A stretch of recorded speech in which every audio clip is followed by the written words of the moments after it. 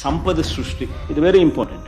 సంపద సృష్టి అని అంటే రాష్ట్రానికి ఉన్న ఆదాయాలను ఇంకా అదనపు ఆదాయం రాష్ట్రానికి వచ్చే విధంగా ప్రభుత్వం ఏదైనా కార్యక్రమాలు చేయగలిగితే దానిని సంపద సృష్టి అని అంటారు. అందులో భాగంగానే ఆంధ్ర రాష్ట్ర చరిత్రలో ఎప్పుడు చూడని విధంగా గవర్నమెంట్ రంగంలో 3 కొత్త పోర్టులు, సీ పోర్ట్స్, దాదాపుగా 12,000 కోట్ల రూపాయల పైచి నిర్మాణం వేగంగా కూడా సాగింది.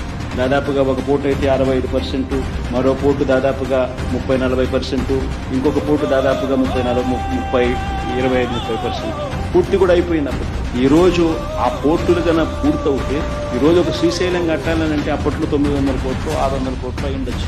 ఈరోజు అదే శ్రీశైలం కట్టాలంటే 50,000 కోట్లు తక్కువ. That is the value of assets.